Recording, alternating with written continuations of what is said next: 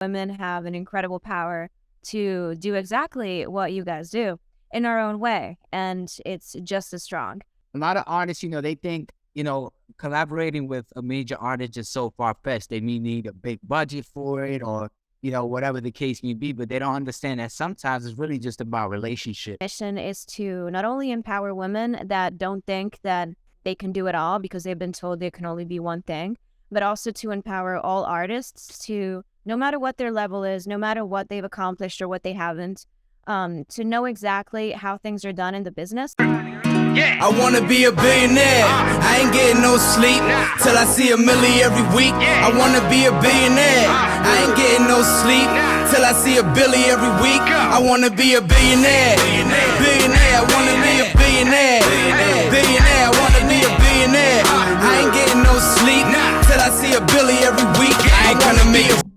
Ladies and gentlemen, how you doing? Welcome to another episode of Sleep Is For Billionaires, the podcast. I am your host, Jonni Vegaz. Now today, I got a very special guest on my show, ladies and gentlemen. You're in for a treat, so take some notes. This woman is a DJ, a pop artist. She's the CEO and owner of Emerald Sounds. Ladies and gentlemen, Kendra Black. How you doing today, Queen? Good, thank you. Thanks for having me. Man, thank you for coming. Just to be out transparent, we have been rescheduling back and forth, and we finally locked down a date, and now she is here. I'm so excited to talk to you. I find your journey really interesting because, some people usually pick one lane, especially in music, right? Sometimes they want to be an artist, sometimes they want to be a DJ, or sometimes they don't know what they want to do, right? But you maintain a perfect balance with DJing and being a pop artist. And I think that's amazing because, sometimes DJs are the curators of what's hot and what's not, and, will continue to push the music to a mass amount of people at one time. But you managed to, perfect both endeavors. So I want to talk about that first and foremost. What got you into DJing, or what did you start first? Did you start music or did you start DJing? Let's get there. So I started, I started in ballet, but I was always singing because that came very natural to me. But initially I thought that ballet was going to be what I was going to go with because it was harder. So I was like, I'm going to go with the hardest one. That was my mentality as a kid. And then eventually I realized that my love for music was greater than my love for ballet when it came to a career. And I still dance up to this day, but I really felt a calling for music, and my family was also telling me, you'd be a great singer, a great artist, you're too out of the box to be in ballet. So I kind of, not only went into that, but I now also incorporate my styles of dancing, which have also changed. I incorporated other styles other than ballet in my music videos. But when I started in music, I was more of a R&B, pop, very mellow, very like sensual. And then from there, I kind of gradually got into the harder stuff. And I have a theory for that because I grew up with classical music and in that environment. So I feel like after a while, my taste became, very much the opposite. And that's when I started getting into harder and harder stuff. Now, when I started DJing, it was during COVID. And it's kind of, I want to say, what gave me almost like what feels like a second chance, a second life in the music industry. Because up until that point, I was working with very commercial people, great people, and I love the music we did together. However, I'm way more of an alternative soul. I don't really conform that well, or I can, but I always want to go further. I want to make it weirder. I want to make it more different. So when I started DJing during COVID, at one point I started singing while I was DJing, and I said to myself, I could do this. And then it clicked.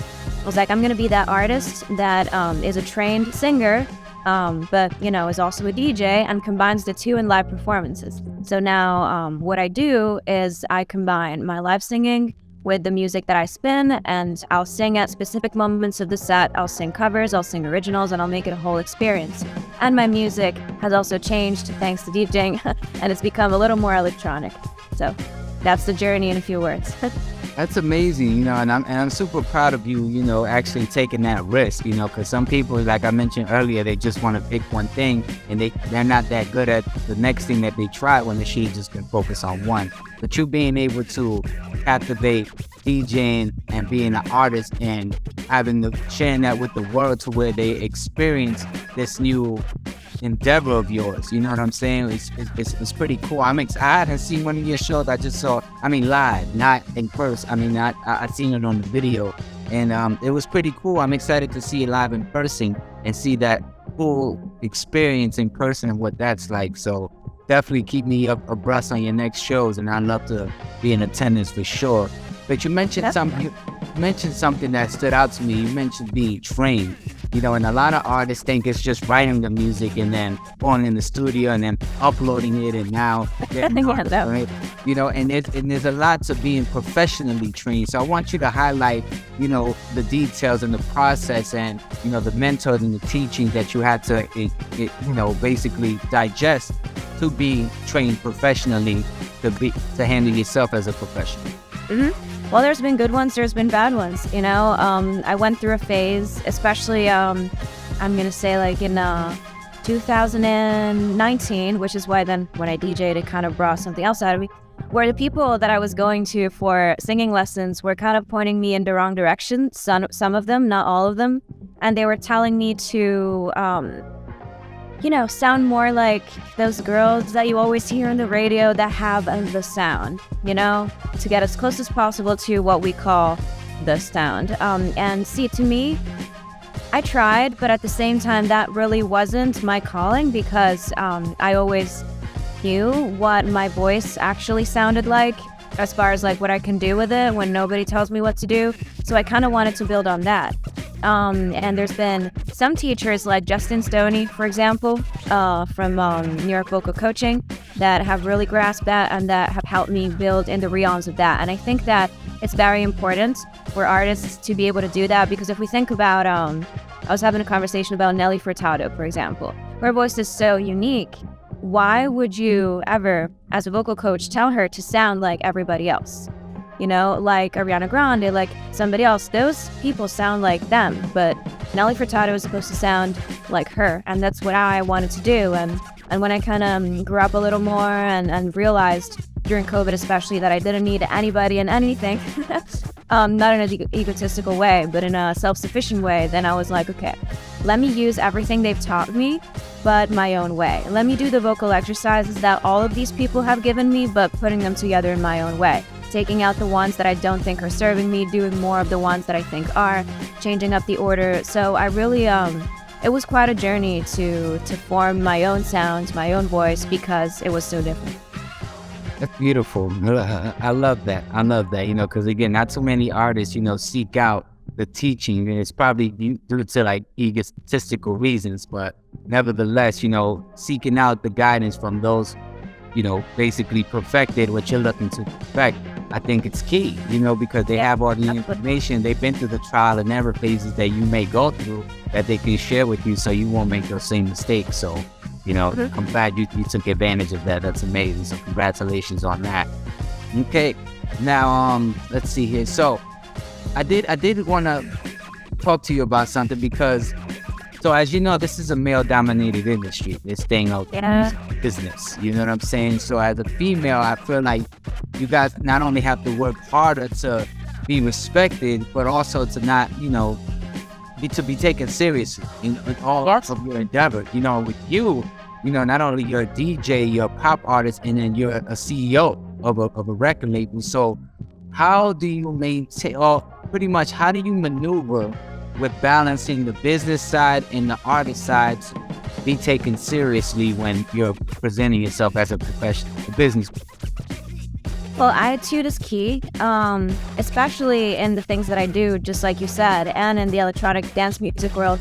It's very male-dominated, and most of the time they don't take us seriously because they don't think we can go as hard, not as style, but I mean as far as intention and everything. You know, there's this vision of women being this pretty thing, and that's as far as they can go sometimes. For some people, that's very wrong, because women have an incredible power to do exactly what you guys do in our own way, and it's just as strong.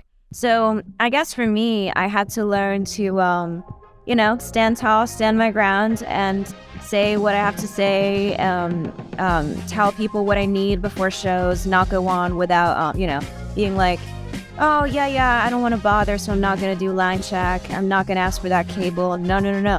You go and you straighten the performance up, as you know it's supposed to be. And as far as the business side, it's a similar thing, because you have to make sure people know what you're planning to do, what your knowledge is of the business. So when I try to help people with my company, which helps artists as a whole, other than being a record label, I really lay it down for them, because I think the industry lacks clarity in a lot of ways, especially when it comes to the business side and the knowledge of how to do things. So my mission is to not only empower women that don't think that they can do it all because they've been told they can only be one thing, but also to empower all artists to, no matter what their level is, no matter what they've accomplished or what they haven't, to know exactly how things are done in the business. And once I transmit that knowledge to them, they automatically take me seriously, because I'm telling them something that they don't know yet or that they're not clear on. And all of a sudden they're listening. So what do I have to do to release my music? What steps do I have to take? Things that seem very, very, very easy, we take them for granted, but many people don't really know those things. And then once you start telling them, they take you seriously. I agree. I think education is key in this business. I'm actually in the process. I should have read this book a long time ago, but it's called Everything There Is to Know About the Music Business by Donald Passman. He pulled out 9 series of that book. Have you read the latest edition? No, but I would love to. I'm gonna write it down. You should. It just highlights music business as a whole. The language and what language needs to be used to protect yourself and everything that you're looking for. So you gotta lay down the rules and lay down everything, royalties, who's gonna do what with the track, what's the process, who's backing up the project, financially, direction-wise. There's a lot of things that go into it. Right, no, you're right, and having that education in your mind is key, because it don't matter if you're male or female. Your shit, nobody's gonna mess with you, because you look for when I get separating the real from the fake. What's real, what's not. You know what I'm saying? So I think knowing that is key. So good job, and definitely have a moment, read that book, even if you get audible, just listen to it. It's definitely help you grow in that music business. You know what I'm saying? Because as you know, it's 90% business, 10% talent. You know what I'm saying? Yeah. But it is what it is. All right. Okay, so I was reading through your bio, and I saw you actually, you did a song with Snoop Dogg, I'm saying? That's one of my favorite artists, it's 213 LBC. So how did that come about? Tell me, because a lot of artists, they think, collaborating with a major artist is so far-fetched. They may need a big budget for it, or, whatever the case may be, but they don't understand that sometimes it's really just about relationships. So can you expound on, how you facilitated that relationship with Snoop Dogg that led to that collaboration?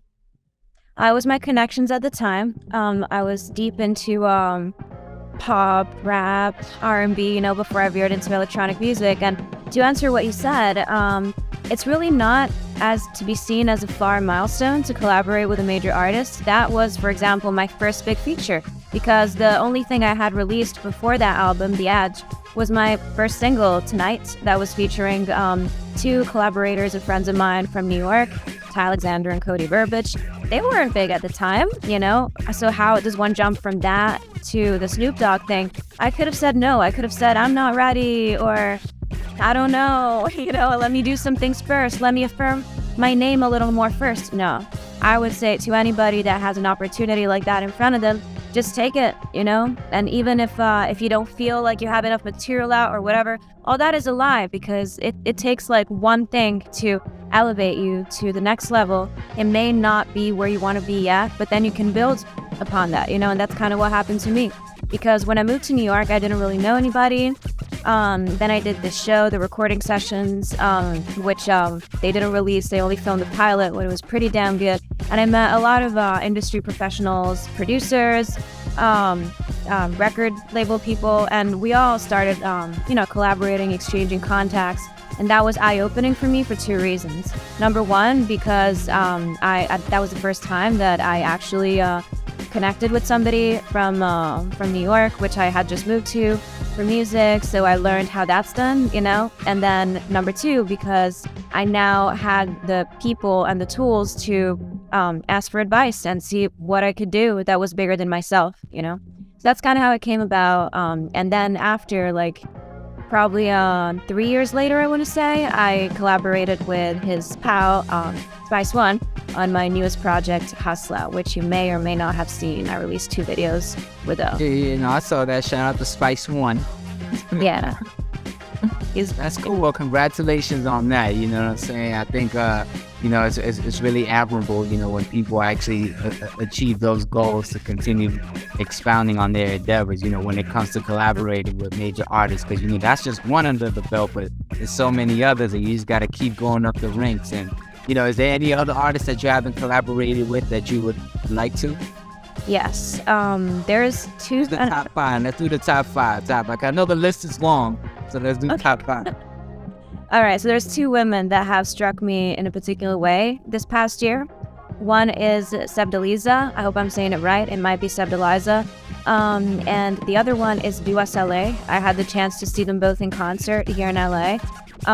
Those 2 women are definitely, I would say, in my top 2 as far as women that I would like to collaborate with.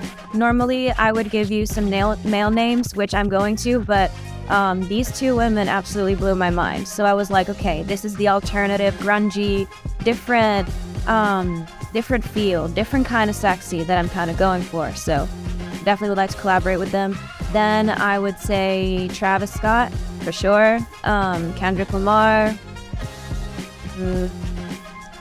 Let's see who else. Kind of caught me off guard with this. A$AP Rocky.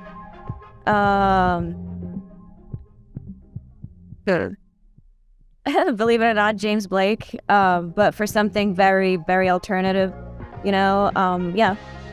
But mostly, I really like the 21 Savage, Kendrick Lamar type vibe, and I have a lot of ideas on how to combine my more melodic vocals with that, because that's what I do when I DJ. I pick the right things to sing on at the right moments, and it's really hard, but then my vocals are in contrast with that, and somehow that works perfectly.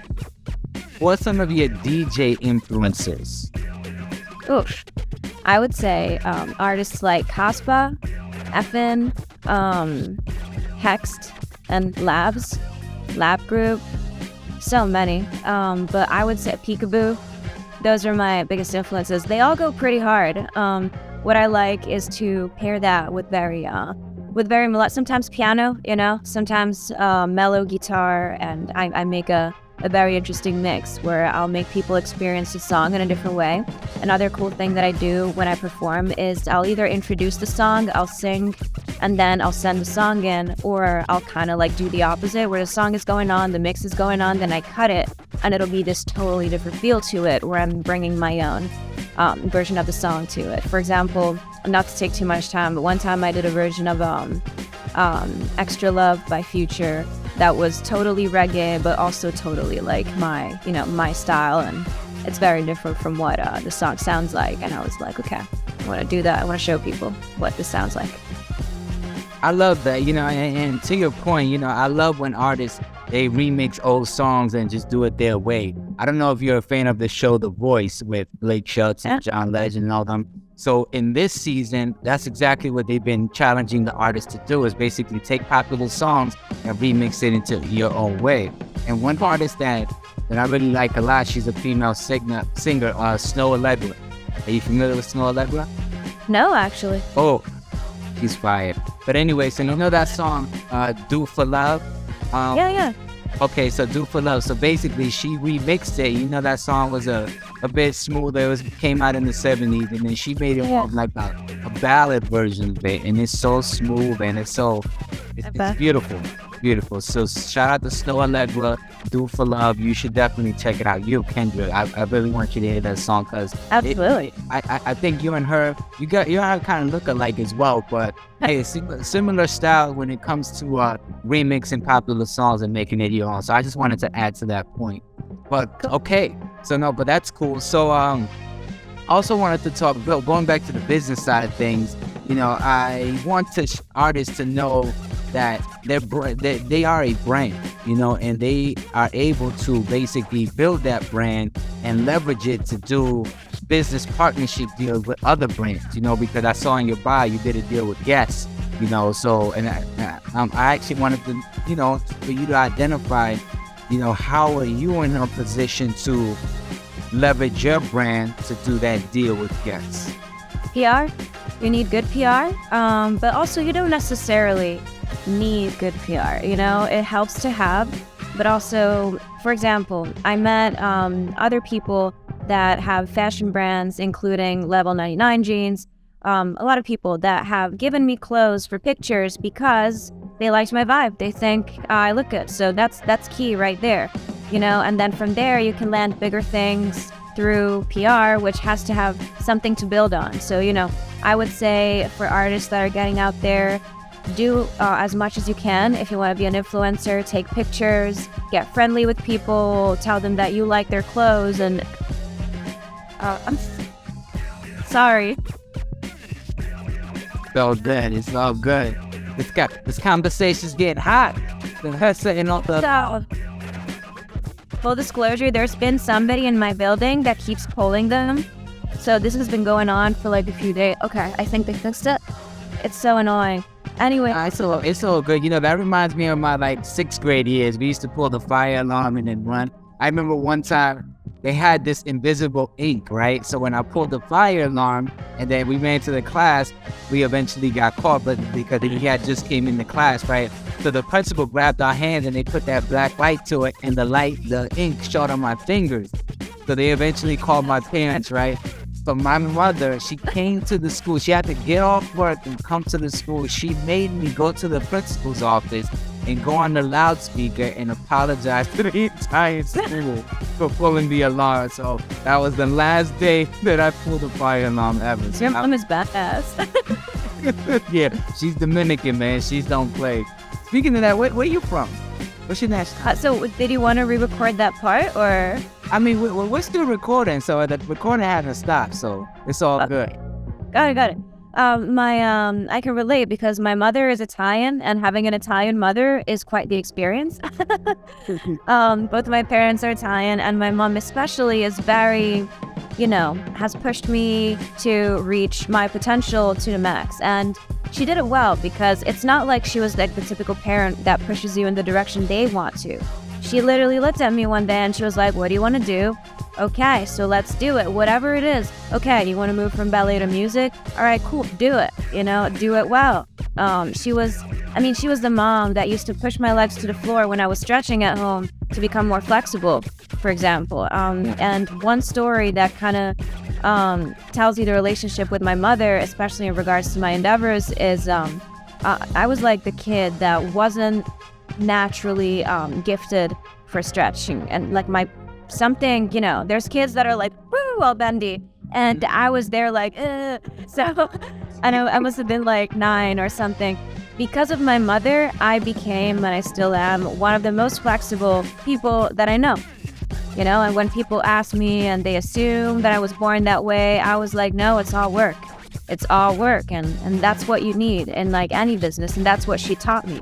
She was like, you can do anything. And I eventually ended up being able to go to some of the most prestigious ballet and music schools in the country and in Europe as well, thanks to my mom pushing me and telling me that I could literally do anything and that I didn't need to be born with anything specific to be able to make it. And that was great. So shout out to Mom Dukes. Okay. So going back before we were rudely interrupted by the alarm, we were talking about brand partnership deals, and you were expounding on, you know, your partnership with Guess, and you were talking about how you know, you don't really need PR to kind of facilitate those deals. So, well, you know, kind of pick up where you left off in regard to how can artists, you know, utilize or leverage their brands to do partnership deals with other brands. Yes. So I think that another thing that is key is putting yourself out there in a way where people can reach you, first of all. So many artists don't have their stuff set up, their email, their website or whatever. And when you try to reach out to them to collaborate, because there has been times in which I was like, wow, I like this person's stuff. I don't care where they are in the process. I want to reach out. I want to collab. And then it's so hard to reach them. And I was like, why did I ever try to do this? So no, wherever you are in the industry, whatever level you're at, whatever you think you're lacking, whatever you think you don't have or you have to make it, you need to have all your contact information, an EPK, a website, and that's also part of what I tell people when I kind of help them release music. And as far as the collaborations and partnerships go, you have to have something that they want to promote their brand. So at that point, it is about you, but it's no longer about you. It's about how you make their product look. Are you going to be able to have that persona? And it's not even just about looks, but are you going to be able to sell their product? Are you going to be able to show a side of the product that people want to buy? You know, as a girl, you see pretty girls wearing some clothes and you're just like, oh wow, she looks beautiful. I need that top. It's not because of the top. It's because she is projecting an energy that's like, okay, what do I have to do to look like that? I need that top. That can be anything. What do I have to do to sound like that? I need that mic. I need those headphones. So whatever it is, you have to be able to kind of interpret the style of clothing that you're wearing, or try out and master the product that you're trying and make people want to buy it. And that's a very important thing. I feel like everybody's very self-centered at this point in time in the industry, you know, all about them, and it's all about TikTok, and that's great. But if they can use it to collaborate with other people, then they've made it, you know. If they try to do it just for the sake of themselves, then it's very unlikely that they're going to be paid for those collaborations. Gotcha. So they basically kind of hired you as a brand ambassador in that regard. Was that how that went down? Well, quite simply, they knew I was playing at what was it, the Knitting Factory in New York. So they sent me some clothes and with a note that was really cute. They said, we can't wait to see how these look on you. And I took some pictures. And so it was much simpler than it sounds. But of course, that's the way that you get to collaborate with people. And then that's the way that you get bigger and bigger partnerships. And you get looked at as somebody that can do this. Do you speak any other languages? Yeah, I speak fluent Italian and French, and non-fluently I speak Spanish. Non-fluently? Yeah. Same for me, and that sucks because I'm Dominican. No, pero yo hablo muy bien cuando yo quiero, pero, you know, sometimes that's where it stops. Un poquito, pero no bien. Yo puedo hablar por save my life. Right. So you're originally from New York, or you came from Italy to New York? How was that? I was born in Italy, and I only stayed there until I was 11, because by then, somehow, as a kid, I realized that I wanted to branch out and go abroad. I guess one major thing that happened to me when I was 8 that made me change my mind was, and it sounds, you know, you're going to laugh because I said major thing, but I went to school one day and they were like, okay, come back tomorrow. Tell us what you want to do when you grow up. Boom. Oral assignment. And that's what I did. And I started talking about the United States. I want to sing. I want to dance. I want to write books. If I can, I want to be in movies. I want to live in New York. I want to live in the United States. They stopped me and they were like, thank you very much. And I felt a little bit weird, but I didn't think much of it. I was 8. So then at the end of the class, I got a really bad grade. And the teacher literally shook my shoulders. She was like, you have to stop dreaming. That's never going to happen for you. You have to think about real jobs. Like, look at your classmates. They want to be vets, teachers, nurses. And I looked at her, I nodded, and a year later I was out. I kept processing it in my mind, and I was like, no, there has to be more to this. And that's what prompted me to get out of Sicily, where I was born. And my parents couldn't even stop me because I was so driven that they obviously monitored my movements, but they set me free and I never came back. I left when I was 11. It's been years, and I lived in Cannes initially, Monte Carlo, and then the United States in Washington, D.C., and New York, and now California. And pretty much, to some degree, everything I said in that class when I was 8 kind of came true. I'm still not done with any of it, but, so really, we got to put everything into perspective, where we're from, what we're doing. It doesn't matter. Where we want to go is where we want to go. It's possible. We're all humans on this earth. We can make it to whatever level, Exactly. That's beautiful. So what's next for you? You got any new projects, new shows coming out? Let the people know now. So I moved to LA 6 months ago, and I've been working on this new project like a maniac. I really enjoyed not knowing absolutely well, now I do, but not being connected to anybody at first, and not having any path already traced for me. And the weather is very trippy. There's no winter. There's the beach right there. There's palm trees everywhere. So I've really been working on this album that is very, very different from anything I've released so far. And I'm really excited. I'm going to have the first teasers out by Christmas. And then in January, I'm going to start the promotion because I'm doing some filming and some, behind the scenes. I want to release it as a big project because I am coming out of a 1-year hiatus from social media, which I desperately needed to work on my craft. So besides that, I've been performing. I did a few parties in the hills that were very, very nice. Quite the experience because I'm mostly used to the New York underground raves that I did during COVID and the New York venues, but especially when it comes to electronic music, I'm used to the underground grimy feel where you can get stopped at any moment because it's not even legal. So playing for a certain type of people in LA was a challenge because I was like, okay, I have to make sure that they think this is cool because the cool aspect is very important. I've noticed in LA, at least in the, within the people that I've been hanging out with. So I was like, okay, let me take this as an opportunity to commercialize the alternative, grimy, different thing that I do and take it to the next level as far as that too. So that even if I go into a place that only plays house music or a place that only plays pop music, or, whatever. I want my music to appeal to everybody, and I think that my brain is able to branch out in so many directions at a time that I can do it. So I'm very excited for this project, and it's going to be a mix of a lot of things. When is it expected to come out? That's really up to me. I've been producing it myself, which is a first. Normally, I sing and I DJ, and I sit right next to the producer and drive him crazy until the song is finished 6 months later. But this time, I was like, I want to create the tracks. I want to create the music. I want to mix it.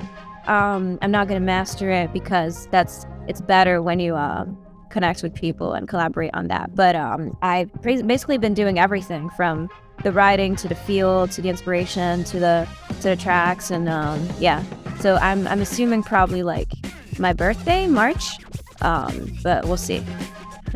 Beautiful. Well, I wish you best of luck in all your endeavors. Hopefully we can collaborate one day. I actually rap in English and Spanish, so love for you to stuff and see if we can put something together. I'll send you some stuff, let me know what you think, and we'll go from there. But yeah, so you sing in Spanish and then I sing from English to Italian or whatever, French. That'd be cool. I mean, I do more of the rapping, not the singing. But I get a little melodic at times. But I'll let you be the judge, and you let me know what flavor you like, and then add some spice to it, wherever you can. We'll figure it out. But okay, so if there's any advice you can give to up and coming artists who are looking to multi-talents in their endeavors, with being an artist, being a DJ, being a producer, being a CEO, what advice can you give to that type of person that's just starting out? Ooh, I like this question. I think, all my life I was one of those people that was branching out in so many directions that I was told that I should only be one thing. And that has proven to be the one thing that has slowed me down. I should have never listened to that, and I didn't, but it took me a while to process it. So for everybody out there that doesn't have a specific direction, a specific style, don't listen to anybody. But whatever you're doing, do it to the max. Really do it. Just like my mom was telling me, what is it that you want to do? It can be anything. You want to be an astronaut? Okay, do it. Do it for real. And go in your direction that you think is right, and obviously gather opinions from everybody, as many people as you can, but always take them with a grain of salt because you never know what you can start. what personal direction you can go into, what style you can adopt that's yours, that people are going to listen to and be like, oh wow, this is her. And all of a sudden, the stuff that we think is not going to work because it's not anything specific, it's not this and it's not that, becomes its own thing. And that's what we're driven to. That's where the money is. So I love that answer. That's amazing, man. Well, I want to thank you for your time today. You know, I appreciate you sharing your gift with the world and presenting it on my show the way you are. And yeah, let the people know where they can highlight you, or they can book you for features, or they can book you for shows. The time is now. Cool. You can find everything on my website, KendraBlack.com, and on my social media. My handles are Kendra Black Music, and Kendra Black for social media, and I am Kendra Black, my new social media account that I will be building with the new behind the scenes with this project. Yeah, check out my YouTube as well. That's Kendra Black, and let me know what you think of my new projects, the Hustler project and everything. And you can find everything on Google. Oh man, thank you so much, Kendra. Looking forward to working with you on some music, and yeah, I'm excited to put this podcast out. I may just release this over the weekend, so yeah, because it won't take any editing now. Oh man, but this has been another episode of Is For Billionaires, the podcast. Make sure you like and subscribe to the channel. Make sure you get you some Is For Billionaires merch. Make sure you go download Kendra Black's new album and the previous albums out there now. Make sure you book her for your next event, the DJ, and come kill it. This has been another episode of Is For Billionaires, the podcast. Jonni Vegaz, Kendra Black. Stay tuned for more episodes to come, and thank you for watching. God bless. Thank you, Miss Black. Thank you. Appreciate you. Thanks. All right. Stop the